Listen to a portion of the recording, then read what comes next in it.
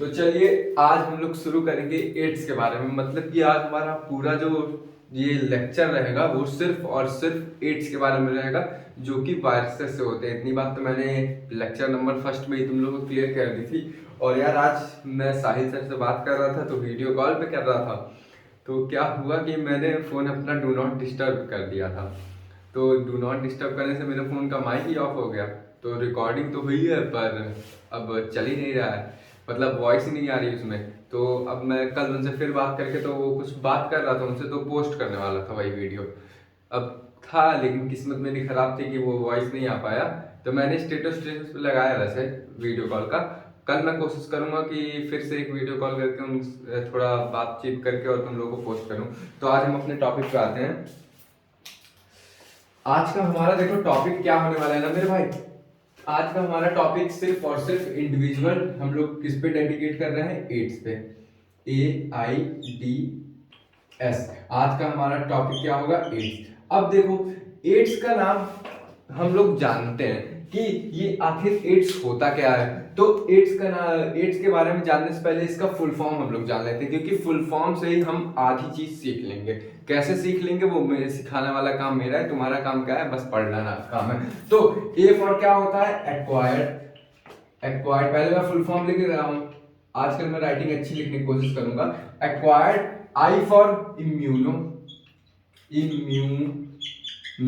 और तुम लोग बोलोगे कि पहले इम्यून सिस्टम पढ़ा नहीं, डायरेक्ट ये टॉपिक क्यों पढ़ाने लगे। देख मेरे भाई, पहले मैं डिजीज खत्म करूंगा, फिर आप लोगों को मैं क्या करूंगा, इम्यूनिटी के बारे में अच्छे से पढ़ाऊंगा। तुम चिंता मत करो, जैसे मैं पढ़ा रहा हूँ पढ़ते जाओ, बस पढ़ना का तुम्हारा काम है वो, और कैसे पढ़ाना है वो मेरा काम है। और डी फॉर क्या होता है, acquired immuno deficiency. D for क्या होता है, डिफिशियंसी। और एस फॉर सिंड्रोम होता है, सिंड्रोम। अब हम जरा इसके इसमें पोस्टमार्टम करते हैं इसका। तो ए फॉर एक्वायर्ड होता है, अर्थात कि जो हम अपने जीवन में एक्वायर्ड करते हो, अर्थात कि ये तुम्हारा जो एड्स होता है ना, ये माँ बाप से बच्चों में नहीं आता, अर्थात कि ये जेनेटिक डिसऑर्डर नहीं है, ये ऐसा डिसऑर्डर है जब क्या होगा, हम खुद से एक्वायर्ड करेंगे। एक होती है इन्नेट इम्यूनिटी, एक होती है एक्वायर्ड इम्यूनिटी। एक्वायर्ड इम्यूनिटी में क्या होता है, हम खुद से एक्वायर करते हैं, अर्थात कि वो हमें जन्म से नहीं मिलती, जन्म के बाद आती है। तो ये जो हमारा एड्स नाम का जो डिजीज है, ये क्या होता है, सिर्फ और सिर्फ जन्म के बाद आता है, जन्म से पहले इसका कोई लेना देना नहीं रहेगा। अब इतना समझ में आ गया कि जो एड्स होता है, जो हाई चल रहा है तो हाई चलेगा ही ऐसे। एड्स तो होता है वो क्या किया जाता है, एक्वायर्ड किया जाता है। मतलब कि ये तुम्हारा माँ बाप से नहीं आएगा, ये तुम्हारा जब जैसे लॉन्च हो गए पृथ्वी पे, उसके बाद जब तुम मैच्योर होगे तब जो भी करोगे उसकी वजह से तुम्हें एक्वायर्ड हो जाता है, एड्स हो जाता है। अब ये तुम्हारा पहला क्लियर हो गया कि ये हमारे जीवन वाले अवस्था में एक्वायर्ड होता है, मतलब कि जब हम पैदा हो जाते हैं। और अब इसका दूसरा मतलब समझना, ये दोनों एक में समझो। इम्यूनो डिफिशियंसी, अर्थात कि जो तुम्हारा इम्यून सिस्टम है उसमें क्या होने लगे, डिफिशियंसी, अर्थात कि जो इम्यून सिस्टम है उसमें कमी होने लगे, उसी को यहाँ कहता है एक्वायर्ड। अर्थात कि जो हमने अपने पूरे लाइफ में अर्जित किया है उसमें क्या, उसके इम्यूनिटी में डिफिशियंसी अर्थात की कमी है। और सिंड्रोम। अब सिंड्रोम क्या होता है मेरे भाई, सिंड्रोम देखो ना, एक होता है डिजीज, एक होता है सिंड्रोम। सिंड्रोम क्या होता है ना कि ग्रुप ऑफ डिजीज होते हैं, और जो तुम्हारा डिजीज होता है वो एक पर्टिकुलर डिजीज होती है जिसमें तुम्हारा कोई भी ऑर्गन प्रॉपर वर्क नहीं करता। तो सिंड्रोम का डिफिनेशन तुम लोग लिख लो, ये क्या होता है, ग्रुप ऑफ डिजीज होता है। ये बताना जरूरी है तुम लोग को, ग्रुप ऑफ डिजीज, क्योंकि बहुत लोग कंफ्यूज हो जाते हैं कि डिजीज में अंतर क्या और सिंड्रोम में। देखो कुछ नहीं अंतर है, बस इसमें क्या होता है कि जब एड्स होगा ना तुम्हारी बॉडी में, तुम देखना जब एड्स हुआ तुम्हारी बॉडी में तो क्या होगा ना, तुम लोग को बहुत सारी डिजीज आएंगी, ऐसी ऐसी डिजीज आएंगी ना जिनका तुम एक्सपेक्टेशन भी नहीं कर रहोगे। अब हमारा जो हर दिन की तरह मैं क्या करता आया हूँ कि ये एड्स तो मान लो एक डिजीज हुआ, ये उसका फुल फॉर्म हुआ। अब इसका पॉजिटिव एजेंट कौन है भाई, ये भी तो जानना जरूरी है ना कि इसका पॉजिटिव एजेंट कौन है, कौन इस जो एड्स नाम का जो बीमारी है उसको कॉज कर रहा है। तो इसका बीमारी का जो पॉजिटिव एजेंट है वो क्या है, HIV। तो एक बार मैं लिख दे रहा हूं HIV। अब देखो HIV इसका क्या है, HIV वायरस लिख दो। HIV का फुल फॉर्म क्या होता है जरा ये भी तुम लोग जान लो, लेकिन HIV का फुल फॉर्म जानने से पहले तुम लोग इसके थोड़ी इतिहास जान लो कि ये आखिर एड्स आया क्यों, क्योंकि एनसीईआरटी में बहुत ही ब्रॉड टॉपिक है भाई एड्स। समझ में आ रहा है ना। ये हर डिजीज की तरह हम लोग हलवे में नहीं खत्म कर सकते, ये काफी ब्रॉड टॉपिक है। तो HIV का फुल फॉर्म जानने से पहले, क्योंकि जब मैं फुल फॉर्म बताऊंगा तो तुम्हारा HIV में क्या क्या होता है, HIV वायरस में क्या क्या चीजें होती हैं वो भी बताऊंगा। तो अभी हम लोग इसकी हिस्ट्री तो जान लेते हैं, फिर उसके बाद हम आगे बढ़ेंगे। तो इसकी हिस्ट्री में क्या हम लोग जानेंगे, ज्यादा हिस्ट्री नहीं है भाई, वो वाली हिस्ट्री नहीं है जो तुम समझ रहे हो, ये बायोलॉजी की हिस्ट्री है, मतलब कम बताऊंगा। तो इसमें क्या बोला जाता है कि 1981 में ये पहली बार रिपोर्ट किया था। कहां रिपोर्ट किया था मेरे भाई, तुम खुद सोचो, कोई भी डिजीज जो होती है कहां मैक्सिमम रिपोर्ट करती है, अबे जो बड़ा कंट्री रहेगा ना वहीं पे करेगा ना। तो ये सबसे पहले 1981 में किस जगह रिपोर्ट किया, यूएसए में रिपोर्ट किया। फिर साइंटिस्टों ने कहा कि ये तो रिपोर्ट किया, अरे मेरे भाई रिपोर्ट मतलब क्या होता है, तुम्हारा कोई सामान चोरी हो जाए तो तुम पुलिस में जाके रिपोर्ट दर्ज करवाओ, तो उसको रिपोर्ट करते हैं ना। तो इसका मतलब क्या तुम ये कह सकते हो कि ये जो तुम्हारा रिपोर्ट करवाया गया वो तुम्हारे पास उसी दिन आया था? नहीं मेरे भाई, वो वायरस हुआ पता नहीं कब का आया था, रिपोर्ट तो यूएसए में 1981 में किया था। अब इनको क्या पता कि वो वायरस कब आया। तो साइंटिस्टों ने ऐसा बोला कि ये जो वायरस है, ये वायरस आया था 1920s के टाइम आया था। 1920s के, एक बार मैं डेट देख लूं, हाँ ये 1920s में आया था। कहाँ आया था, अफ्रीका में आया था। और अफ्रीका में कैसे आया था कि जो तुम्हारे अफ्रीका में चिंपैंजी नाम के बंदर होते हैं, चिंपैंजी जानते हो ना भाई, ऐसे जो करते हैं, हाँ ये पैंजी नाम के जो बंदर होते हैं उनसे तुम्हारा किस में आ गया था, ह्यूमंस में। और अल्टीमेटली तुम्हारे ह्यूमंस क्या कर जाते थे, डेथ कर जाते थे, क्योंकि भाई करंट टाइम में भी जो तुम्हारा एड्स है उसका दवाइयां नहीं बना है, तो उस टाइम तो बात की बात है। तो ये तुम्हारा कब आया वायरस, 1920 में। 1920 में किससे आया, अफ्रीका में चिंपैंजी नाम के बंदर से आया। किसमें आया, इंसान में। अभी भाई चिंपैंजी शिकार कर दी होगी, शिकार करने के बाद मतलब उस पे हमला कर दी होगी, तो हमले करने पे तुम्हारा जो बॉडी फ्लूइड होगा उसके बॉडी फ्लूइड में चला गया होगा, मेरा नहीं मतलब चिंपैंजी का यार। और ये रिपोर्ट पहली बार यूएसए में कब किया था, डेट याद कर लो, 1981 में it was reported in USA. इतनी बात समझ में आ गई, इसका स्क्रीनशॉट ले लो, फिर मैं एचआईवी का पोस्टमार्टम करने जा रहा हूँ।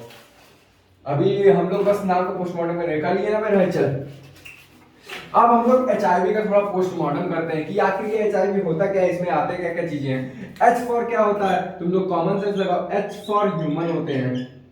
और आई फॉर क्या होता है, जैसा कि अभी मैंने यहाँ बताया, यहाँ वाला आई और यहाँ वाला आई कॉमन है, मतलब कि इम्यूनो डिफिशियंसी होते हैं। इम्यूनो डिफिशियंसी लिखो तुम लोग, ज्यादा अच्छे से फील कर पाओगे। और वी मतलब क्या होते हैं, वायरसेस, अर्थात कि ऐसे वायरसेस जो क्या करें, ह्यूमन के अंदर क्या करें मेरे भाई, इम्यून का डिफिशियंसी करें। अब जरा तुम लोग एचआईवी वायरस के बारे में समझना। कहा जाता है ऐसा, एनसीईआरटी ऐसा बोलती है ना कि जो हमारे एचआईवी वायरस होते हैं ना, इनका जेनेटिक मटेरियल क्या होता है। अरे मेरे भाई कोई भी वायरस रहेगा, कोई भी लिविंग ऑर्गेनिज्म रहेगा, उसका कुछ ना कुछ जेनेटिक मटेरियल होगा। मेरा जेनेटिक मटेरियल क्या है, आरएनए की डीएनए, डीएनए मेरा जेनेटिक मटेरियल। तो वायरस का भी कुछ जेनेटिक मटेरियल होगा। अब वायरस का जेनेटिक मटेरियल क्या होता है, जरा हम लोग ये जान लेते हैं। देखो वायरस का जेनेटिक मटेरियल आरएनए होता है। इतनी बात तो कॉमन सेंस होगा भाई, क्योंकि जो ये तुम्हारा जो एचआईवी वायरस होता है और ये रिट्रो वायरस होता है। क्यों रिट्रो वायरस होता है वो बाद में बताऊंगा, अभी बस इतना समझो कि जो जेनेटिक मटेरियल इसका क्या होता है, ये होता है आरएनए। अब दूसरा पॉइंट कि ये जो वायरस के पास ना, रिट्रो वायरस के पास एक खासियत रहती है कि इसके पास कुछ इंजाइम रहते हैं। कौन से इंजाइम रहते हैं जरा हम वो भी जान लेते हैं। ये इंजाइम जो इसके पास रहते हैं ना, वो रहते हैं तुम्हारे कौन से इंजाइम रहते हैं, रिवर्स ट्रांसक्रिप्टेज नाम के इंजाइम रहते हैं। रिवर्स ट्रांसक्रिप्टेज नाम के एंजाइम रहते हैं। अब देखो ट्रांसक्रिप्टेज मतलब अर्थात कि ट्रांसक्रिप्शन मतलब क्या होता है, डीएनए से आरएनए में कन्वर्ट होना। अब रिवर्स ट्रांसक्रिप्टेज मतलब कि आरएनए से, मतलब कि भाई आरएनए से डीएनए बनने को तुम्हारा कहते हैं रिवर्स। लेकिन जब ट्रांसक्रिप्टेज आएगा तो उसमें क्या होता है, डीएनए से आरएनए बनते हैं। लेकिन ये जो भैया वायरस होते हैं हमारे, इनके पास क्या होता है, रिवर्स ट्रांसक्रिप्टेज, अर्थात कि ये जो तुम्हारे क्या होते हैं, आरएनए से सीधे कन्वर्ट हो जाएंगे डीएनए में। मतलब कि पहले ये अपना जेनेटिक मटेरियल छोड़ेंगे। क्या इनका जेनेटिक मटेरियल होता है, आरएनए जेनेटिक मटेरियल होता है। फिर क्या होता है इसमें, आरएनए से इनके पास एक एंजाइम होता है रिवर्स ट्रांसक्रिप्टेज, जो कि कन्वर्ट हो जाता है डबल स्टैंडर्ड डीएनए में ही होगा ना मेरे भाई, क्योंकि डीएनए तो डबल स्टैंडर्ड ही होता है। कॉमन सेंस लगाओ, इतनी बात समझना है, इसको छाप लो। अब हम लोग थोड़ा HIV वायरस का स्ट्रक्चर समझेंगे, एनसीईआरटी में नहीं दिया लेकिन मैं तुमको समझाऊंगा ताकि और फील आ सके। एक चीज और याद कर लो, यहाँ पे थोड़ी सी चीज है जो मैंने अभी देखा, ये देखो वायरसेस जो होंगे सिंगल स्टैंडर्ड होंगे, कॉमन सेंस लगाओ क्योंकि यहाँ पे सिंगल स्टैंडर्ड होते हैं, तभी ये डबल स्टैंडर्ड में कन्वर्ट होंगे। ये तुम्हारा हुआ सिंगल और ये जो तुम्हारा डीएनए हुआ ये क्या होता है, डबल स्टैंडर्ड। अब ये जो तुम्हारा आरएनए का जो एचआईवी वायरस है इसका जेनेटिक मटेरियल क्या हुआ, आरएनए हुआ, वो भी कौन सा आरएनए, सिंगल स्टैंडर्ड आरएनए। और इसके पास क्या होता है, दो सेट ऑफ आरएनए होते हैं, दो सेट रहते हैं। मतलब अब तुम बोलोगे ये भाई ये थोड़ा दो सेट का मतलब मेरे को समझा दो। मान लो कि ये तुम्हारा एक वायरस हुआ, इसके पास क्या रहेंगे ना, एक आरएनए सिंगल स्टैंड है, ये एक दो आरएनए, इसी को क्या हम लोग बोल देते हैं, टू सेट। समझ में आ गया, टू सेट। तो अगर एग्जाम में पूछे ये जो तुम्हारा क्वालिटी एजेंट रहता है एचआईवी के पास जेनेटिक मटेरियल रहते हैं, कौन रहता है, सिंगल स्टैंडर्ड आरएनए, और साथ में उसके पास दो सेट रहते हैं। मतलब कि एक वायरस में दो अलग अलग, मतलब एक अलग, मतलब दो अलग क्या रहेंगे, सिंगल स्टैंडर्ड आरएनए रहेंगे। अब हम लोग क्या आरएनए का स्ट्रक्चर समझने जा रहे हैं, इतनी बात समझ में आ गई, इसका स्क्रीनशॉट ले लो।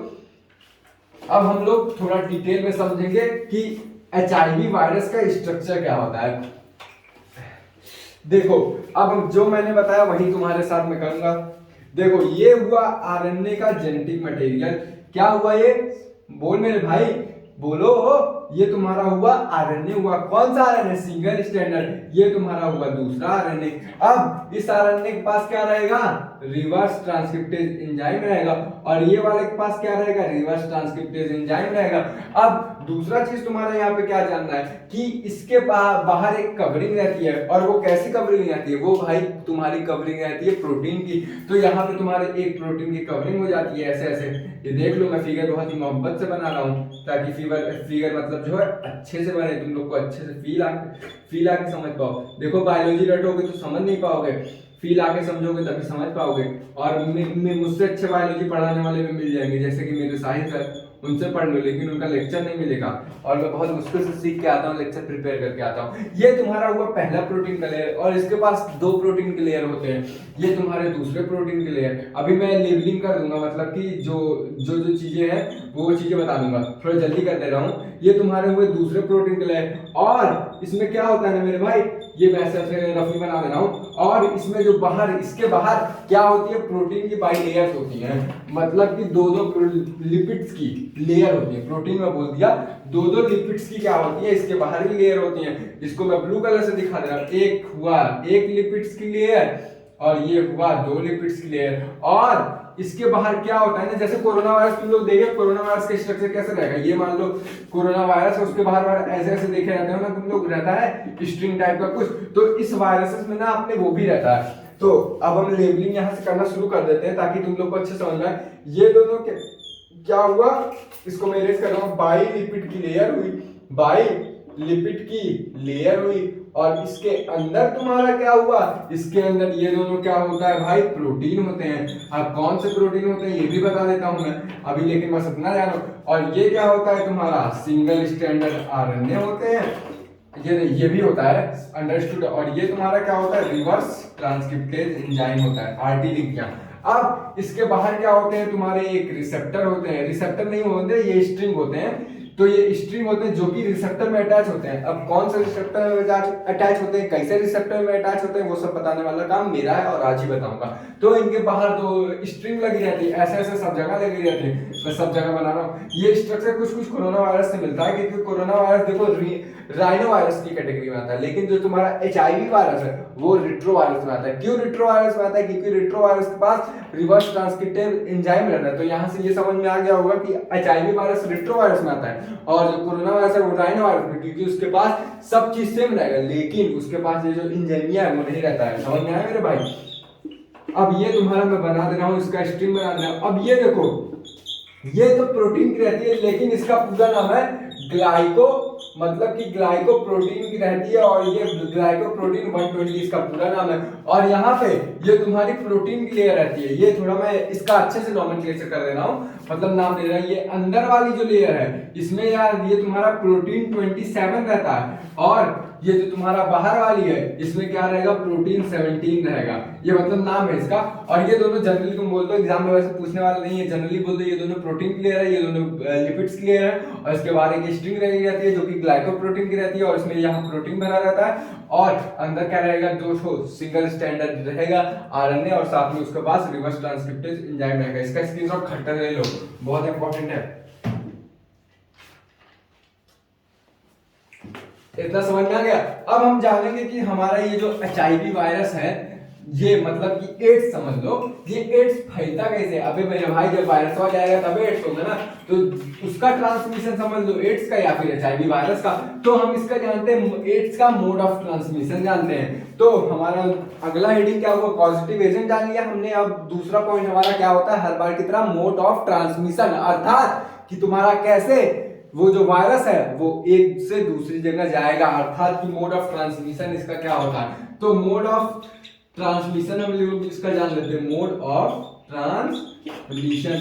तो देख मेरे भाई, ये HIV जो है ना, मैंने अभी स्टार्टिंग में बोल दिया था कि बॉडी के फ्लूइड से दूसरे का बॉडी का फ्लूइड अगर मिल गया, मान लो मैं पीड़ित व्यक्ति हूं किससे, HIV से, और मान लो कि आप लोग जो है वो HIV पॉजिटिव नहीं है, मतलब कि आपको HIV नहीं हुआ, तो मैं अगर मेरा बॉडी फ्लूइड तुम्हारे अंदर मिल गया तो तुम भी HIV से पीड़ित हो जाओगे, मतलब कि तुम्हारे अंदर भी, आप लोग के अंदर भी क्या होगा, HIV वायरस एंट्री कर देगा।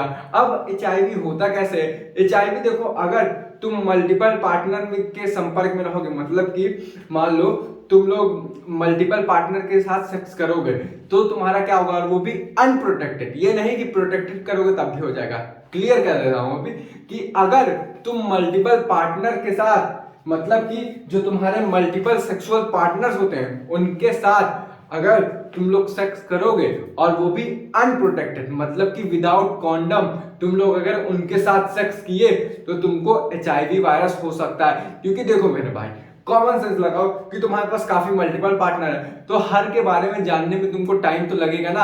अब मेरे भाई तुमको रहा नहीं गया, अब तुम जाके अनप्रोटेक्टेड सेक्स कर लिए, तो क्या भरोसा कि वो जो व्यक्ति है वो पीड़ित है किससे, एड्स से पीड़ित है, और तुमको भी उसका बॉडी फ्लूइड मैच कर जाएगा ना मेरा भाई, उसका वेजाइनल डिस्चार्ज और तुम्हारा सीमल डिस्चार्ज दोनों मिल गया, और तुम भी शिकार हो जाओगे किसके, एड्स के। और मेरे भाई एड्स बहुत गंदी चीज होती है, तुमको अभी मैं बता दे रहा हूँ, हिंट दे रहा हूँ कि एड्स बहुत गंदी चीज होती है। तो हमारा मोड ऑफ ट्रांसमिशन कैसे होता है कि हम मल्टीपल, ये जो पहला है मल्टीपल सेक्सुअल पार्टनर, यहाँ पे मल्टीपल सेक्सुअल पार्टनर से, और देखो ये PARTNER, और यहाँ पे मैं लिख दे रहा हूँ कि विदाउट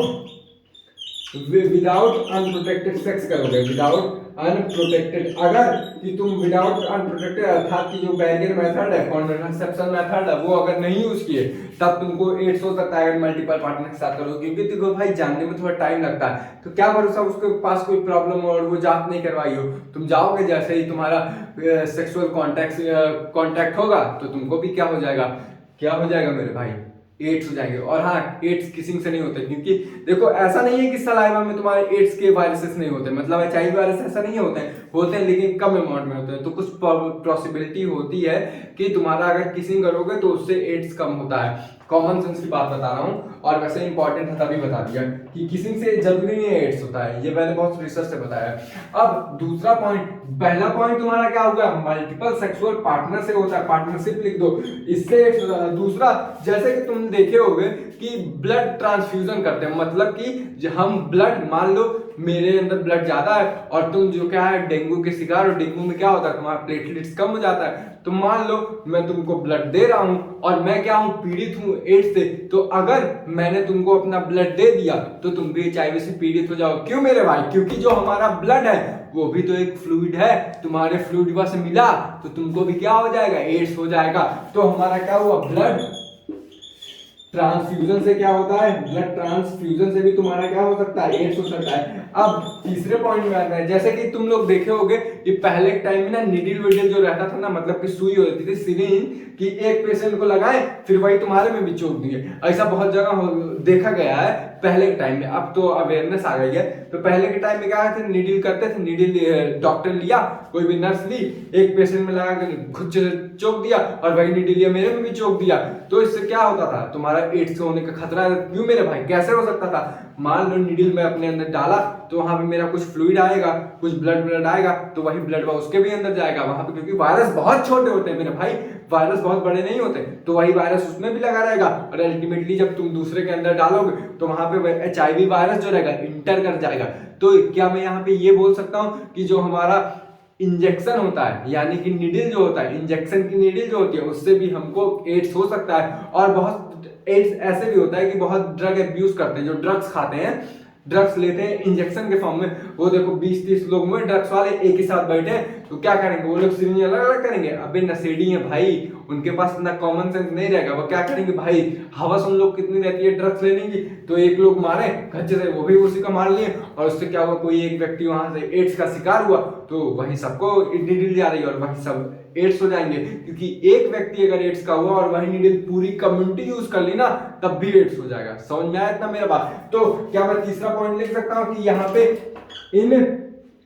इंजेक्शन निडिल से हमारा क्या हो सकता है, एड्स हो सकते हैं। इतनी बात समझ में आ गई? हमारा इंजेक्शन निडिल से तुम्हारा क्या हो सकता है, एड्स हो सकता है। और कहा ऐसा जाता है ना कि अगर बच्चा पेट में है, ठीक है, मेरे में ही पेट में है तुम्हारा बच्चा, तो मतलब ऐसा बता रहा हूं कि अगर मान लो बच्चा पेट में है तो तुम्हारा प्लेसेंटा के थ्रू भी HIV वायरस इंटर कर सकता है बच्चे में। लेकिन अगर तुम उसको डॉक्टर के पूरे ऑब्जर्वेशन में रखोगे तो डॉक्टर क्या करते हैं, प्लेसेंटा से HIV वायरस वाले जो रहते हैं ब्लॉक कर देते हैं, तो रिस्क वाली बात नहीं। लेकिन कहीं ना कहीं अगर तुम उसको प्रॉपर केयर नहीं किए, प्रॉपर ट्रीटमेंट नहीं किए, in the observation of doctor, अगर डॉक्टर के निगरानी में तुम ऐसा काम नहीं किए तो तुमको तब भी क्या हो सकता है, तुम्हारे बच्चे को HIV वायरस हो सकता है, या फिर HIV वायरस मतलब आ सकता है और एड्स हो सकता है। समझ में आया? तो तुम्हारा मदर से क्या होता है, तुम्हारा हो सकता है चाइल्ड को क्या हो सकता है मेरे भाई, एड्स हो सकता है। किसके द्वारा? थ्रू प्लेसेंटा के द्वारा हो सकता है। इतनी बात समझ में? इसका स्क्रीनशॉट ले लो बच्चे से।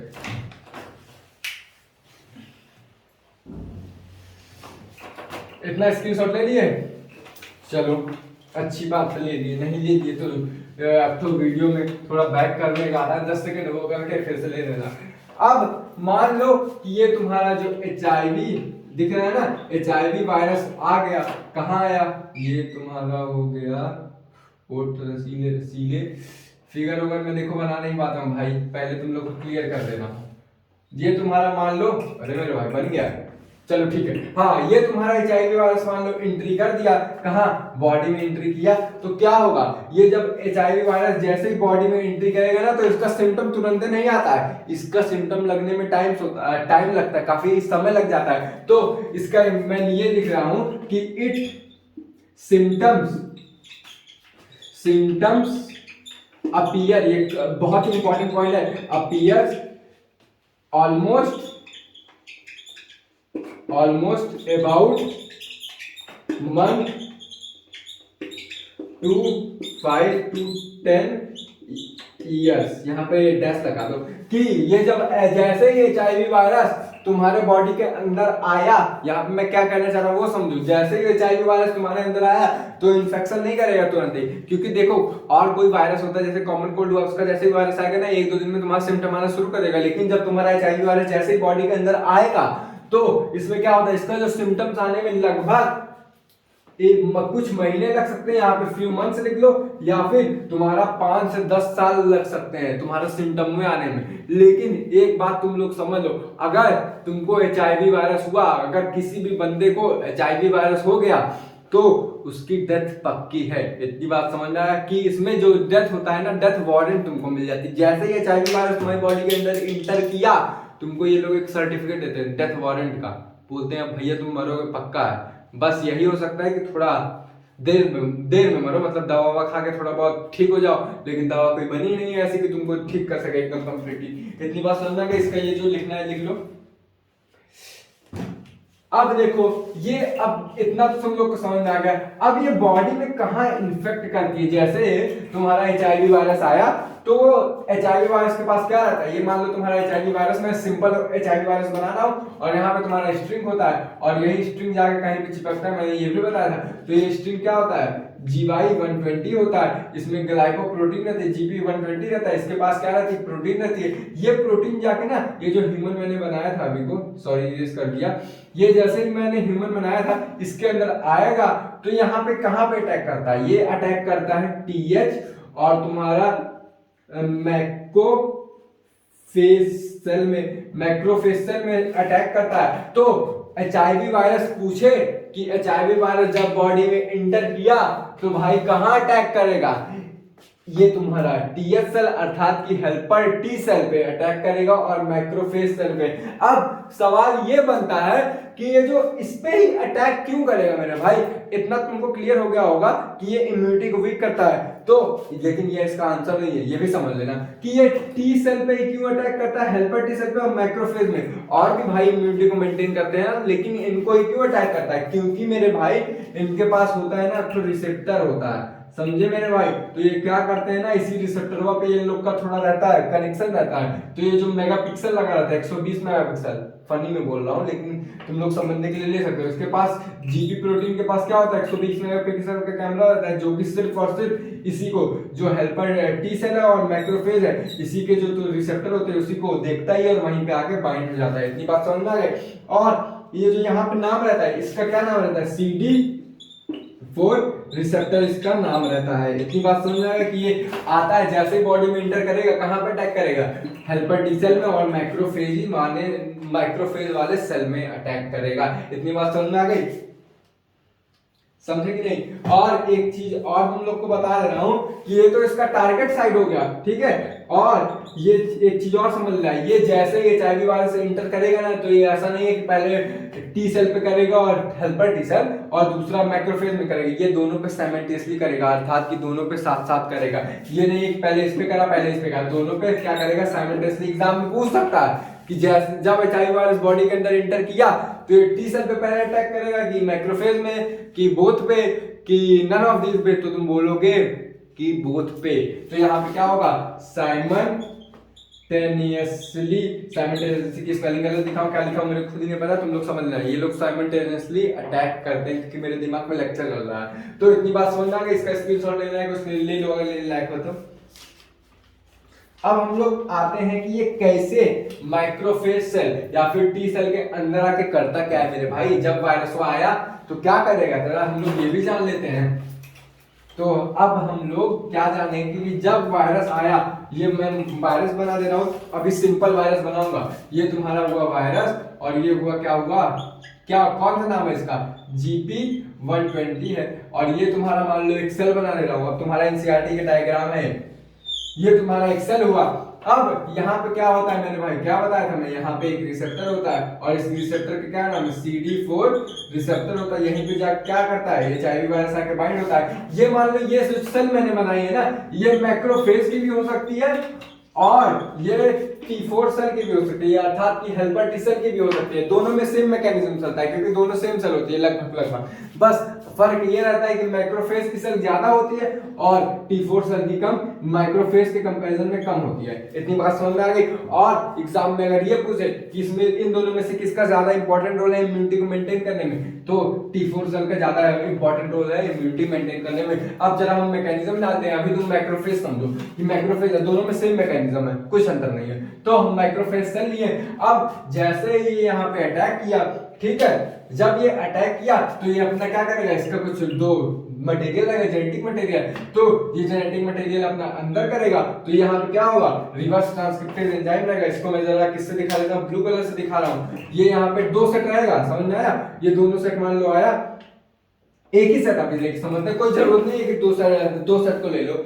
हाँ, एक ही सेट को लेकर समझते हैं ना मेरे भाई, यही इसमें भी रहेगा, यही इसमें भी रहेगा। तो अच्छा ठीक है मेरे भाई, यहाँ पे दो सेट ले लेना, तुम लोग कंफ्यूज हो जाओगे। ठीक है, अब ये दो सेट क्या करेगा, जैसे ही इंटर किया तो इसका जो प्रोटीन की कवरिंग होती है ये बाहर निकल जाएगा और जेनेटिक मटेरियल क्या आ जाएगा सेल के अंदर। ये सेल है तुम्हारा, समझना है कौन सा सेल है, मैक्रोफेज या फिर T4, दोनों में से कोई एक भी ले लो। तो ये क्या करेगा, इसके पास रिवर्स ट्रांसक्रिप्टेज एंजाइम रहेगा और रिवर्स ट्रांसक्रिप्टेज एंजाइम से ये क्या बना लेगा, डीएनए बना लेगा। और ये कौन सा डीएनए रहेगा, ये तुम्हारा रहेगा वायरल वाला डीएनए, अर्थात कि वायरस वाला डीएनए रहेगा। अब ये तुम्हारा हो गया किसका डीएनए, ये तुम्हारा हो गया भाई ना, ये तुम्हारा हो गया डबल स्टैंडर्ड रहेगा डीएनए, मतलब डीएनए तो डबल स्टैंडर्ड रहेगा ना ह्यूमन के केस में। ये तुम्हारा डीएनए हुआ किसका, मैक्रोफेज का। तो ये क्या करेगा, वायरस वाला, यहाँ पे बहुत सारे डीएनए होंगे ना मेरे भाई, तो एक मान लो एक का लेके मैं चल रहा था, अभी ये मैं एक नहीं बना रहा था, तो ये वाला क्या करेगा, यहाँ पे जाकर बाइंड हो जाएगा। जरा मैं समझना फील करके बताने जा रहा हूँ। तो ये तुम्हारा बाइंड हो गया, तो ये क्या करेगा, मैक्रोफेज वाले डीएनए को क्या करेगा, अपना गुलाम बना लेगा, अर्थात कि ये इसकी फैक्ट्री बना लेगा। क्यों फैक्ट्री बना लेगा ना मेरे भाई, क्योंकि जो तुम्हारे T4 रहते हैं, ये जो हेल्पर टी सेल रहते हैं, इनकी जनसंख्या कम रहती है तो इन लोग को मार लेती है। लेकिन तुम्हारा मैक्रोफेज सेल की ना जनसंख्या बॉडी में ज्यादा रहती है, तो इसको क्या लगता है ना, ये वायरस बहुत चालाक रहता है, ये बोलता है कि भाई इन लोग की जनसंख्या ज्यादा है, तो इन लोग को क्या करते हैं ना, हम लोग कॉपी बनाने में यूज कर लेते हैं, अर्थात ये प्रोजनी बनाने में यूज कर लेते हैं। और जो तुम्हारा T4 सेल है उसको हम लोग वैसे में मार देंगे। तो ये जैसे यहाँ पे आया तो यहाँ पे क्या आएगा, ट्रांसक्रिप्टेज होगा, यहाँ पे क्या होगा, रिवर्स ट्रांसक्रिप्टेज होगा, और यहाँ पे क्या होगा, ट्रांसक्रिप्टेज होगा। इतनी बात समझ में आ गई, ट्रांसक्रिप्टेज एंजाइम का यूज होगा और यहाँ पे तुम्हारा डीएनए से क्या हो जाएगा, आरएनए हो जाएगा, कई सारे आरएनए बन जाएंगे और इस आरएनए के बाहर क्या आ जाएगी, एक प्रोटीन की कवरिंग आ जाएगी। और एक टाइम ऐसा आएगा कि ये जो है मैक्रोफेज की सेल जो है ब्रस्ट हो जाएगी और ये एक सेल से दूसरे सेल में जाएंगे और ये प्रोसेस फिर चलेगा, क्योंकि इसके पास क्या रहता है, रिवर्स ट्रांसक्रिप्टेज एंजाइम रहता है, क्योंकि ये जो क्या रहता है, वायरल आरएनए होता है। इतने मेरे भाई समझ में आया, ये वायरल आरएनए रहता है, तो वायरल आरएनए के पास क्या रहेगा, रिवर्स ट्रांसक्रिप्टेज एंजाइम रहेगा, फिर दूसरे सेल में जाएगा, फिर ये प्रोसेस करेगा, फिर दूसरे सेल में जाएगा, फिर वही प्रोसेस करेगा। इतनी बात समझ में आ गई, इसका फिगर अच्छे से छाप लो और इसका स्क्रीनशॉट ले लो, बहुत इंपॉर्टेंट है। इतना समझ में आ गया।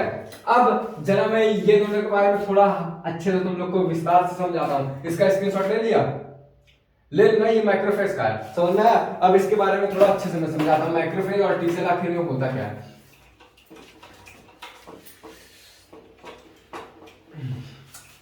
समझ में आ रहा है कि नहीं।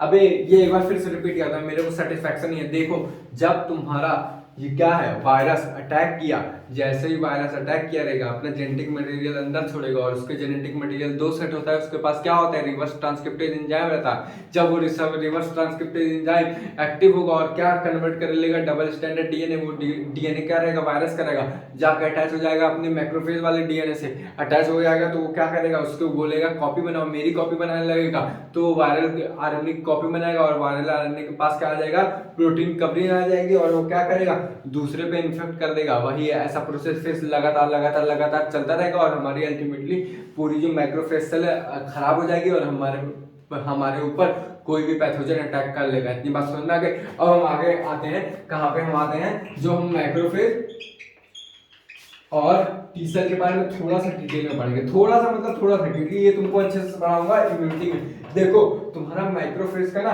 नंबर क्या होता है, ज्यादा होता है, मतलब इसका जो अमाउंट होता है ज्यादा होता है in comparison to T cell. T cell में कम रहता है, तो ये क्या करता है ना, जो तुम्हारा वायरस रहता है इसमें तो क्या करेगा, जो मैक्रोफेज को ना ये क्या बोलेगा, भाई तुम हमारी फैक्ट्री की तरह काम करो। तो ये क्या करेगा, वायरस जैसे ही अपने जेनेटिक मटेरियल में कन्वर्ट होगा, मतलब डबल स्टैंडर्ड वायरल डीएनए में जैसे ही कन्वर्ट होगा, तो ये अटैच हो जाएगा और बोलेगा तुम भाई हमारी कॉपीज बनाओ। और ये जो इसकी कॉपीज बनेगी, जो मैंने ऐसे ऐसे बनाया था, ये कॉपीज क्या करेंगे, दूसरे सेल को इन्फेक्ट करेगा और वो भी अपने माइक्रोफेज सेल के अंदर का जो जेनेटिक मटेरियल उससे अटैच होके वही काम करेगी फैक्ट्री का। और जो तुम्हारा HIV वायरस रहता है वो क्या करेगा, जो हेल्पर टी सेल का, वैसे भी नंबर ऑफ काउंट कम रहता है, नंबर ऑफ काउंट सेल का वैसे भी कम रहता है, तो ये क्या करेगा, ये सेल का जो ना इम्यूनिटी जो है डिक्रीज कर देगा, क्योंकि जब नंबर ऑफ सेल्स को ये मार देगा HIV वायरस, तो तुम्हारी इम्यूनिटी अपने आप क्या हो जाएगी, इम्यूनिटी डिक्रीज हो जाएगी। क्यों इम्यूनिटी डिक्रीज हो जाएगी, क्योंकि हमारा मैक्सिमम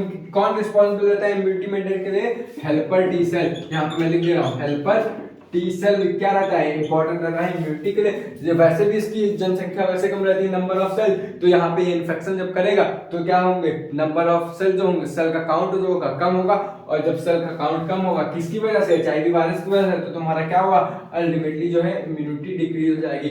और जो इम्यूनिटी का ज्यादा असर टी सेल पे होता है, क्योंकि टी सेल वैसे कम रहती है तभी उसका असर भी ज्यादा हो जाता है HIV वायरस के प्रति। जब HIV वायरस आएगा तो तुम्हारा हेल्पर टी सेल पे क्या ज्यादा असर होगा इन कंपैरिजन टू मैक्रोफेज, क्योंकि ये मैक्रोफेज को क्या बोलता है, भाई तू चल हमारा कॉपी बना, तू और कुछ मत कर, बस मेरी कॉपी बनाता रहे, मेरी कॉपी बनाता रहे। हम लोग क्या करेंगे, जाएंगे ये जो हेल्पर टी सेल है उसको फोड़ देंगे, मतलब वायरस जो रहेंगे ये लोग क्या करेंगे, हेल्पर टी सेल को मार देंगे और काउंट कम करके जो इम्यूनिटी है अपनी जो है डिक्रीज कर देंगे। इतनी बात समझ में आ गई, इसका स्क्रीनशॉट ले लो।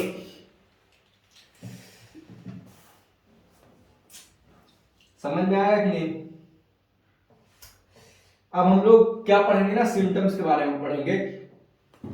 देखो, जब हमारी इम्यूनिटी कमजोर हुई तो हमारी बॉडी कमजोर हो जाएगी, तो हमारी बॉडी में क्या क्या सिम्टम आएंगे। जैसे ही हमारा इम्यूनिटी कमजोर हुआ, इसको मैं रेस समझा रहा हूँ यहाँ का बात, क्योंकि टी सेल वाला इंपॉर्टेंट है। जैसे ही हमारी इम्यूनिटी कमजोर हुई तो हमारे पास क्या क्या सिम्टम्स आएंगे, मतलब क्या क्या लक्षण आएंगे। तो पहला लक्षण क्या आता है, पहला लक्षण तुम्हारा फीवर आएगा, ये कॉमन है, क्योंकि फीवर ही क्या करता है, वो वायरस को मारने की कोशिश करता है पैनिक से। दूसरा क्या होगा, डायरिया हो जाएगा। तीसरा क्या होगा तुम्हारा, तीसरा मैं सिम्टम एक बार देख लेना हो, तीसरा तुम्हारा होगा वेट लॉस हो जाएगा, वेट लॉस हो जाएगा। अब ये तो तुम्हारे पहले सिम्टम्स हुए, जैसे ही तुम्हारी इम्यूनिटी वीक हुई, ये तुम्हारे तो सिम्टम कॉमन सिम्टम्स हुए HIV वायरस के। लेकिन जब तुम्हारा HIV वायरस आ जाएगा तो तुम्हारा हेल्पर टी सेल कम, तो तुम्हारा क्या होगा, इम्यूनिटी डिक्रीज होगा। और जब इम्यूनिटी डिक्रीज होगा ना मेरे भाई, तुम्हारे ऊपर कौनो गैरू पैथोजन, गैरू मतलब बहुते गैरू, जब तुम्हारी इम्यूनिटी रहेगी तब वो इन्फेक्ट नहीं कर पाएगा, तुम्हारा असर वो नहीं दिखेगा, सिम्टम वो नहीं दिखेगा। लेकिन जैसे ही तुम्हारे HIV वायरस हुआ ना, तुम्हारी इम्यूनिटी जैसे डिक्रीज हुआ, लल्लू पल्लू वाले जो पैथोजन्स होते हैं ना, वो भी तुम्हारे ऊपर अटैक करके क्या करेंगे, सिम्टम्स ला देंगे। और वो लल्लू पल्लू वाले कौन रहते हैं, उनका जरा तुम नाम देख लो। पहला तो तुम्हारे रहते हैं टैक्साप्लाज्म, ये रहते हैं, ये भी तुम्हारे अंदर टैक्साप्लाज्म करके एक बैक्टीरिया होता है, हाँ एक बार मैं देख लूं, हाँ टैक्साप्लाज्मा करके एक बैक्टीरिया होता है, ये भी जब अटैक करेगा तो तुम्हारे अंदर क्या होगा, ये देखो जनरली अटैक करेगा तो तुमको कुछ नहीं होता है। जब तुम्हारे अंदर ये क्या रहेगा, हेल्पर टी सेल की अमाउंट ज्यादा रहेगा, क्योंकि ये हेल्पर टी सेल क्या करता है, इम्यूनिटी मेंटेन करने में मदद करता है। तो हेल्पर टी सेल वैसे भी कम रहेगा, तो तुम्हारा क्या करेगा, ये जो टैक्सा प्लाज्मा है ये तुम्हारा अटैक कर देगा। और दूसरा डिजीज क्या होता है, जरा ये भी समझ लेना, डिजीज के नाम मेरे को याद नहीं है तभी मैं देख रहा हूँ। ये दूसरा हमारा होगा वायरस होगा, और याद नहीं है कि मैं याद करने की कोशिश नहीं किया, कोई चीज इम्पॉसिबल नहीं होती। ये जो टैक्साप्लाज्मा है ये भी अटैक कर देगा। और जनरली कुछ वायरस होते हैं, जब कॉमन कोल्ड होता है तो तुम्हारा कॉमन कोल्ड ठीक हो जाता है, या फिर बहुत लोग को जब कॉमन कोल्ड होता है, यानी कि रीनो वायरस जब आते हैं ना, राइनो वायरस, तो तुम्हारा कॉमन कोल्ड का असर में नहीं दिखता है कुछ लोगों में, जिनकी इम्यूनिटी बहुत ज्यादा स्ट्रॉन्ग रहती है। और कुछ फंगस होते हैं, वो भी जब अटैक करेंगे तुमको जनरली नहीं होगा, लेकिन जैसे ही एड्स होगा तुम्हारी इम्यूनिटी वीक हो गई, ये फंगस भी अपना एक्शन कर देंगे। और तुम्हारा एक और था, ये माइकोबैक्टीरियम। देखो माइकोबैक्टीरियम क्या कहता है, ये तुम्हारा क्या होता है, टीबी के लिए रिस्पॉन्सिबल होता है, क्योंकि टीबी के लिए ये भी तुम्हारा रिस्पॉन्सिबल रहता है। लेकिन जब तुम्हारा इम्यूनिटी वीक होगा तो ये माइक्रोबैक्टीरिया क्या करेगा, तुरंत ही अटैक करेगा और तुमको टीबी कॉज कर देगा। इतनी बात समझा कि इसका सिम्टम लिख दो, इंपॉर्टेंट है कि fever, diarrhoea, weight loss common होगा। लेकिन जब इम्यूनिटी वीक हो जाएगी, एकदम वीक हो जाएगी, तो तुम्हारे जो लल्लू पल्लू पैथोजन है वो भी अटैक कर देंगे। कौन कौन से, टैक्साप्लाज्मा, वायरस, फंजाई और माइकोबैक्टीरियम। इतनी बात समझ आ गई, इसका स्क्रीनशॉट लो।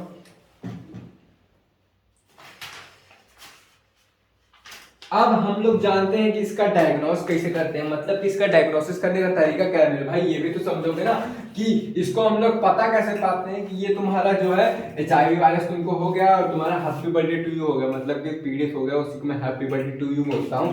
तो कैसे पता चलेगा भाई, कोई टेस्ट होना चाहिए ना, इससे कोई बोल देगा HIV वायरस हो गया तो मान लोगे, नहीं मानोगे। और देखो ऐसा भी कहा जाता है ना, कोई भी व्यक्ति अगर HIV वायरस से पीड़ित हो ना तो उससे ऐसा काम मत करो, बोलवा गिर तो नहीं रहा है क्या, कोई भी व्यक्ति मतलब HIV वायरस पीड़ित है तो उससे दूरी मत बना के रखो, उसके पास ही रहो। देखो HIV वायरस छूने से नहीं होता, ना किसिंग करने से होता है, अगर एक साथ एक बिस्तर पर सो रहे हो तब भी नहीं होगा, जब तक तुम सेक्सुअल कांटेक्ट नहीं करोगे तो तब तक उससे दूरी मत बना के रखो। मतलब कि सेक्सुअल कांटेक्ट करना होगा तब तुम कॉन्डोम लगा के भी कर सकते हो, लेकिन तब भी कुछ चांस होते हैं तुमको क्या हुआ, रप्चर हो गया, तब भी तो HIV वायरस हो जाएगा। तो बोला ये जाता है कि तुमका फ्लूइड ना मैच करे, मतलब कि तुम्हारा फ्लूइड उनके फ्लूइड में जाकर मिक्स ना हो पीड़ित व्यक्ति का, तब तुमको HIV वायरस नहीं होगा। अगर जनरली तुम उनके साथ बैठो दोगे, खाना वाना खाओगे या फिर बैडमिंटन खेलोगे, उससे HIV वायरस नहीं होने वाला। तो NCERT बोलती है कि ऐसे व्यक्ति को ना हम लोग को एकदम अकेले नहीं छोड़े हैं, भाई तुमको HIV वायरस हुआ, मतलब एड्स हुआ, हमसे दूरी बना कर रखा है, ऐसा नहीं करा जाता है, ऐसा NCERT बोलती है और मैं भी बोलता हूँ। समझ में आया? अब हम इसका जानते हैं डायग्नोस करने का तरीका क्या होता है। ये तुम्हारा हेडिंग आया डायग्नोसिस।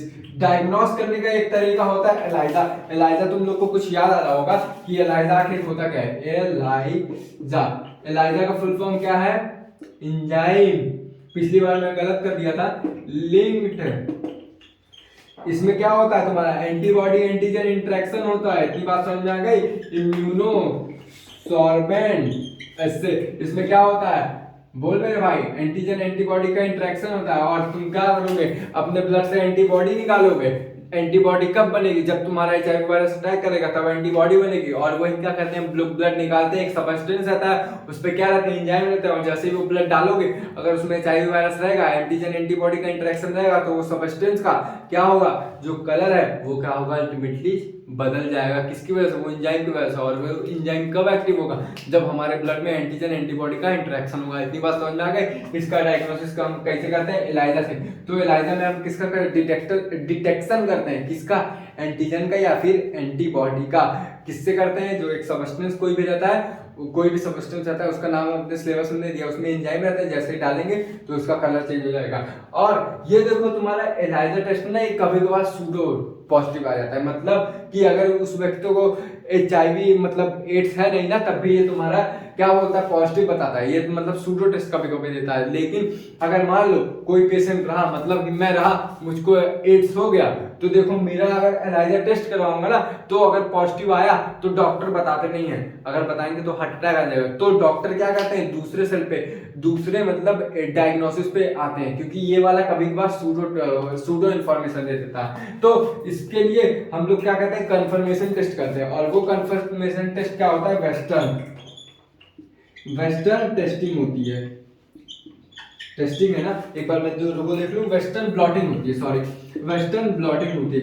वेस्टर्न ब्लॉटिंग में क्या होता है कि हमारा ना एकदम कंफर्मेशन टेस्ट हो जाता है, अर्थात कि जैसे ही HIV वायरस आया, तुमको क्या हुआ, एलाइजा टेस्ट करवाए तो तुमको एलाइजा टेस्ट में पॉजिटिव आया, तो अगर पॉजिटिव आया, ये क्या होता है, एलाइजा वायरस कंफर्मेशन टेस्ट नहीं होता। तो अगर पॉजिटिव आ गया तो डॉक्टर तुमको तुरंत नहीं बताएंगे, बोलेंगे कि तुमको भाई वेस्टर्न ब्लॉटिंग करवाना पड़ेगा, अर्थात कि वेस्टर्न टेस्ट करवाना पड़ेगा। सॉरी वापस कहा है में वेस्टर्न ब्लॉटिंग बोल दो या वेस्टर्न टेस्टिंग बोल दो, कोई गलत बोल दिया क्या? नहीं गलत बोलो, सॉरी वापस करो मेरा। तो तुम्हारा वेस्टर्न ब्लॉटिंग करवाएंगे या फिर वेस्टर्न टेस्ट करवाएंगे, तो अल्टीमेटली क्या होगा, तुम्हारा हो जाएगा कि वेस्टर्न ब्लॉटिंग में अगर तुम्हारा भैया पॉजिटिव आ गया, तब तो भैया राम राम सख्त है, ऊपर जाना ही। क्योंकि जो तुम्हारा HIV वायरस होता है, जैसे ही एड्स कॉज करेगा, तो इसमें तुमको ये चीज की गारंटी हो जाएगी कि तुम्हारा डेथ पक्का होगा। इतनी बात समझ में आ गई। अब तक हमने क्या पढ़ा कि HIV वायरस कॉजेटिव एजेंट क्या है, इसका मैकेनिज्म क्या है, कैसे ये बॉडी पे आता है, कहाँ आता है, क्या क्या अटैक करता है, कौन से सेल को इन्फेक्ट करता है, और ये तुम्हारा इसमें जो क्या रहता है, इन्फेक्शन क्या हो, कैसे होता है। और हमने ये भी जान लिया कि ये इसको डायग्नोस कैसे करते हैं। अब तो नहीं, ट्रीटमेंट भी जान लेते हैं, ट्रीटमेंट जानना जरूरी है। तो ट्रीटमेंट वाला अगला हेडिंग डाल दो तुम लोग, ट्रीटमेंट। जो लोग लिख रहे होंगे वो भी लिख लेंगे, जो लोग स्क्रीनशॉट ले रहे होंगे वो स्क्रीनशॉट लेंगे। ये वेस्टर्न ब्लॉटिंग याद कर लेना। अब हम आते हैं अपने नेक्स्ट हेडिंग में। मेरा गला दर्द करने लगता है यार, बिना पानी इतना देर बोले, बिना पानी पिए इतना देर बोले, तो मैं थोड़ा तेज बोल जाता हूँ, मतलब फास्ट बोल जाता हूँ। अब हम इसका जानते हैं ट्रीटमेंट क्या होता है। ट्रीटमेंट देखो इसका भैया ना, नो वैक्सीन, मतलब कि नो वैक्सीन नाम नहीं है भैया, अभी तक इसका कौनो ना वैक्सीन नहीं निकला। नो क्यों, अर्थात यहाँ पे क्या समझना, कोरोना वायरस तक का वैक्सीन निकल गया। जरा सोचो ये बीमारी कितनी खतरनाक है। अब तक कोरोना वायरस का वैक्सीन निकल गया, लेकिन HIV वायरस का वैक्सीन नहीं निकला है, तो ये भाई बहुत खतरनाक है, बच के रहो। समझ में आया? तो इसमें नो वैक्सीन, नो ट्रीटमेंट, लेकिन हम इससे कैसे बच सकते हैं ना, इसमें कुछ मेडिसिन हैं। ये सारा मेडिसिन का नाम तुम्हारा बायोकेमिस्ट्री वाले मतलब आ जाता है। मेडिसिन का नाम है एजिथ्रोडिमिन एक बार स्पेलिंग में देख लेता हूँ। अरे यार एजिथ्रोडिमिन नहीं है, सॉरी, एजाइडो, स्पेलिंग में देख रहा हूँ, एजाइडो थायमिडीन नाम की एक मेडिसिन आती है नमक की। ये मेडिसिन क्या करता है ना, तुम्हारा जब वायरस आया, ठीक है, ये मेडिसिन कैसे काम करती है देखो, कोई भी ऐसी मेडिसिन नहीं निकली जो तुम्हारा HIV वायरस खत्म कर सके, लेकिन ये मेडिसिन का रोल क्या रहता है, जरा तुम हल्के में मेरे मुंह से सुन लो कि जैसे ये दवा खाओगे तो तुम्हारा जो क्या रहता है, ये क्या करता है, RNA को DNA में कन्वर्ट नहीं होने देता, या फिर तुम्हारा एक सेल जब पूरा इन्फेक्ट हो जाता है उसको क्या करता है, रोकता है दूसरे सेल को इन्फेक्ट करने से। लेकिन भाई ये परमानेंट नहीं है, ये कब तक करेगा, जब तक दवाई का असर रहेगा। फिर जैसे ही दवाई का असर गया, खट्ट से वो लोग क्या करेंगे, अपनी कॉपीज बना लेंगे और RNA से DNA में कन्वर्ट हो जाएंगे। तो इसका मैकेनिज्म क्या है, एजाइडोथायमिडीन नाम की दवाई होती है, उसका मतलब असर कैसे वो वर्क करती है, वो क्या करेगी, रोक देगी RNA से DNA में कन्वर्ट होने से, या फिर एक सेल को दूसरे सेल को इन्फेक्ट करने से। इतनी बात समझ में आ गई। ये हो गया इसका ट्रीटमेंट। नो ट्रीटमेंट और मेडिसिन में क्या होता है, ये एजिडोडाइमेटिन नाम की एक टैबलेट आती है, मतलब दवाई आती है। इतनी बात समझ में आ गई।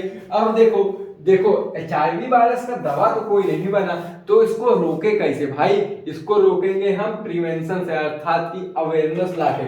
कैसे अवेयरनेस लाएंगे, जरा ये भी समझ लेना। हमारी जो गवर्नमेंट है ना, कुछ ऐसे संस्थान मतलब ऑर्गेनाइजेशन बनाई है जिससे हम क्या कर सकते हैं, HIV वायरस को प्रिवेंशन कर सकते हैं। तो कौन कौन सी संस्थान बनाई है, एक संस्थान है तुम्हारी एन करके क्या है, NACO, और दूसरी तुम्हारी है क्या, नेशनल कौन सी, नेशनल GOCS।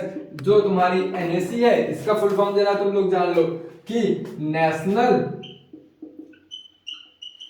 एड्स, देखो मेरे को फुल फॉर्म इसके याद है लेकिन शॉर्ट फॉर्म नहीं याद है, कम्युनिटी ओ से ऑर्गेनाइजेशन है। ये नॉन गवर्नमेंट लिख देना, और यहाँ पे क्या है, ऑर्गेनाइजेशन है। समझ में आया। तो ये दोनों कम्युनिटी बनाया गया, और ऐसा भी कहा जाता है ना, इसका प्रिवेंशन जो है ना, कि इसके जानबूझ के शिकार मत हो। मतलब कि भाई जब तुम क्या क्वाइटस करने जाओ, अर्थात कॉपुलेशन करने जाओ, तो बैरियर मेथड का यूज करो, तुम जानबूझ के अनजान ना बनो। तो NCERT एक प्यारी सी लाइन बोलती है, वो लाइन मैंने लिख के लाया कि डोंट बी, एक बार मैं लाइन देख लेता हूं, डोंट डाई ऑफ इग्नोरेंस, अर्थात इसका ये मतलब है कि तुम लोग अपनी लापरवाही से या फिर अपनी अज्ञानता से मत मरो। क्यों अज्ञानता से, काहे NCERT ऐसा बताता है। कुछ लोग ऐसे होते हैं तेजून खाना, जो मल्टीपल सेक्स पार्टनर खोजते हैं, करते हैं। तो क्या होता है मेरे भाई, जब तुम उनके बारे में नहीं जान रहोगे तो अल्टीमेटली तुम क्या करोगे, खल्लास हो जाओगे। तो मेरे भाई बखैती ना करो, चुपचाप से जाके कोई बैरियर मेथड का यूज कर लो, कुछ ले लो, या फिर दूरी बना के रखो, सिंगल पार्टनर रखो जिसके बारे में अच्छे से जानते हो। तो वही बोलता है भाई अज्ञानता से ना मरो। समझ में आया कि अपनी जान काहे खो रहे हो, अरे जरूरत क्या है, बोलो मेरे भाई जरूरत क्या है। तुम भाई अपनी जान खुद ही जोखिम में डाल रहे हो, मत डालो जोखिम में। जब तुमको पता है कि मल्टीपल पार्टनर सेक्स से होगा, तुमको एड्स, तो मत करो, क्या जरूरत है करने की, मत हो ना जाओगे। तो वही बोल रहा है NCERT के, अपनी अज्ञानता से मत मरो, मतलब कि डोंट डाई ऑफ इग्नोरेंस, अर्थात कि अपनी अज्ञानता से तुम एड्स से ना मरो। अब इसका दो ऑर्गेनाइजेशन गवर्नमेंट ने अपने निकाली, एक होता है नेशनल एड कम्युनिटी ऑर्गेनाइजेशन, दूसरी है नॉन गवर्नमेंट ऑर्गेनाइजेशन। ये दोनों ने क्या किया, अवेयरनेस फैलाया। कहाँ, मेरे अंदर या तुम्हारे अंदर, हमें जनता के अंदर। ये दोनों कम्युनिटी ने क्या किया, अवेयरनेस सब में फैलाया। कैसे अवेयरनेस फैलाया, जरा ये भी जान लेते हैं। ये दोनों कम्युनिटी ने क्या किया ना, सबको फ्री कॉन्डम्स बांटे, अर्थात ये लोग ने सबको फ्री कॉन्डम्स बांटे। और दूसरा इन्होंने क्या किया, प्रिवेंशन ऑफ नीडल इंजेक्शन, मतलब कि यहाँ पे मैं क्या बोलना चाह रहा हूँ, इन्होंने क्या किया, बचाव किया इंजेक्शन से, इन्फेक्टेड इंजेक्शन से, यानी कि इन्फेक्टेड ने से जो डॉक्टर या नर्स या फिर ड्रग्स नर्स वाले जो क्या कहते थे, डॉक्टर क्या करते थे, वही इंजेक्शन दूसरे में यूज किए, वही जैसे तीसरे में यूज किए, वही चौथे में। इससे क्या होता था, जो HIV वायरस है वो खटाखट क्या हो जाता, मतलब फैल जाता था। तो प्रिवेंशन ऑफ डिस्पोजल इंजेक्शन लिख दो तो ज्यादा अच्छे से फील में आएगा।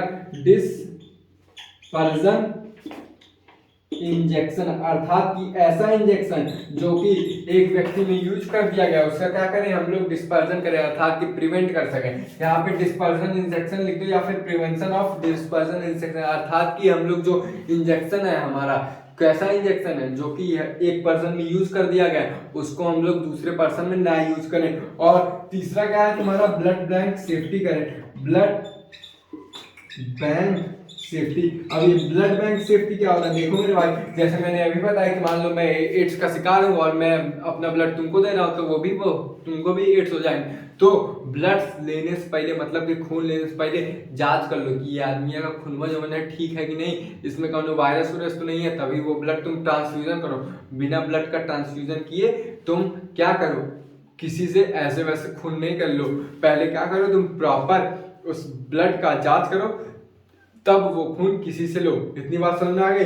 इसका जो है, हाँ, हमको प्रिवेंशन ऑफ डिस्पर्सन नीडल, ये ऐसा लिखा हूं मैं कि हमको जो नीडल होता है उससे प्रिवेंशन करना चाहिए। जो डिस्पोजल नीडल होता है, जैसे कि यूज्ड वाला नीडल रहता है, ये यहाँ पे प्रिवेंशन ऑफ यूज्ड नीडल लिख लो, ज्यादा अच्छे से इंग्लिश में बैठ जाएगा। मैं इंग्लिश बैठने के लिए बता रहा हूँ। तो ये NaCO यानी कि NCO और GOC अर्थात की नॉन गवर्नमेंट कम्युनिटी ने ये उन्होंने क्या किया, अवेयरनेस फैलाया, कैसे कि पब्लिक में फ्री कॉन्डम्स बांटे और प्रिवेंशन किया, जो हमारे यूज नीडल रहती है एक पर्सन से दूसरे पर्सन में ना यूज करके, और जो क्या किया, जो ब्लड बैंक है उससे सेफ्टी करने के लिए, मतलब कि ब्लड ट्रांसफ्यूजन करने से पहले एक बार देख लो भाई कि वो ब्लड का सही है कि नहीं। तो इतनी बात समझ आ गई। तो आज हमने क्या क्या पढ़ा, एक बार हल्का सा समअप करते हैं कि सबसे पहले हमने एड्स के बारे में पढ़ा। एड्स का फुल फॉर्म जाना, एक्वायर्ड इम्यूनोडिफिशियंसी सिंड्रोम्स होता है। तो एड्स किससे होते हैं, HIV वायरस है। HIV वायरस किससे बिलोंग करते हैं, रेट्रोवायरस। तो हमने फिर उसके बाद क्या पढ़ा कि ये जो रेट्रोवायरस होते हैं इनका मोड ऑफ ट्रांसमिशन क्या होता है, मतलब कि ये कैसे ट्रांसफर करते हैं एक से दूसरे, मतलब एड्स कैसे होता है। तो हमने ये बताया था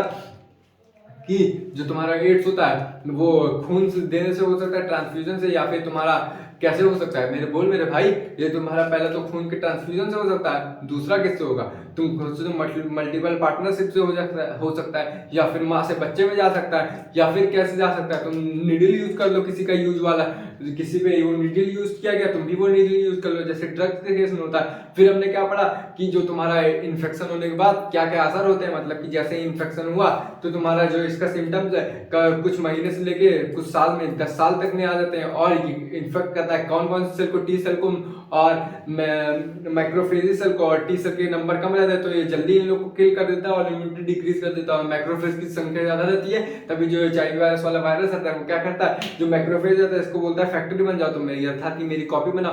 फिर जब तुम्हारा इसके पास, जो तुम्हारा HIV वायरस के पास क्या रहता है, एक रिसेप्टर रहता है, उस रिसेप्टर का नाम क्या रहता है, GP120। ये जो रिसेप्टर रहता है बाइंड हो जाता है T4 या फिर मैक्रोफेज से, और अल्टीमेटली अपना RNA अंदर छोड़ देता है और क्या करता है, खटाखट कॉपी बना के दूसरे से तीसरे को इन्फेक्ट कर देता है। इतनी बात समझ आ गई। फिर उसके बाद हमने क्या जाना कि इससे हम इसके सिम्टम्स क्या रहते हैं, तो इसके सिम्टम्स क्या है, फीवर, डायरिया और तुम्हारे वेट लॉस हो सकता है। और जब ये जब HIV वायरस हो सकता है तो तुमको लल्लू पल्लू जो वायरस रहते हैं वो भी इन्फेक्ट कर देते हैं। और वो कौन कौन से रहते हैं, तुम्हारा वायरस रहता है, फंजाई रहता है, और तुम्हारा माइक्रोबैक्टीरिया रहता है, और भी एक्सेट्रा होते हैं। फिर उसके बाद हमने ये पढ़ा कि इसका डायग्नोसिस कैसे करते हैं, जो इसका डायग्नोसिस हम लोग एलाइजा से करते हैं, और एलाइजा तो कंफर्मेशन टेस्ट नहीं होता, और इसका कंफर्मेशन करने के लिए क्या होता है, इसका कंफर्मेशन के लिए तुम्हारा हो जाता है कौन सा टेस्ट, बोल में भाई वेस्टर्न ब्लॉटिंग होता है, इसका कंफर्मेशन के लिए टेस्ट हो जाता है। फिर उसके बाद हमने क्या पढ़ा, जरा ये भी देख लेते हैं। फिर उसके बाद हमने ये पढ़ा कि इसका ट्रीटमेंट क्या है, इसका अभी तक कोई वैक्सीन नहीं निकला, कोई नहीं निकला, लेकिन इसका ट्रीटमेंट हम एजिडोमाइडाइन, एक बार मैं नाम देख लेता हूँ, एजिडोथैयोमाइड थायमिडिन नाम की एक दवा आती है, उससे ट्रीटमेंट कर सकते हैं। वो ट्रीटमेंट कैसे होती है, तुम्हारा जो आरएनए से डीएनए में कन्वर्ट नहीं होने देगा या फिर एक सेल से दूसरे सेल को कन्वर्ट करने नहीं देगा, लेकिन तभी तक वो असर रहेगा जब तक मेडिसिन काम करेंगे। जैसे ही मेडिसिन का असर खत्म हुआ तो हमारा जो है फिर से वो अपना काम करना शुरू कर देगा, मतलब कि वायरस का डीएनए अपना काम करना शुरू कर देगा।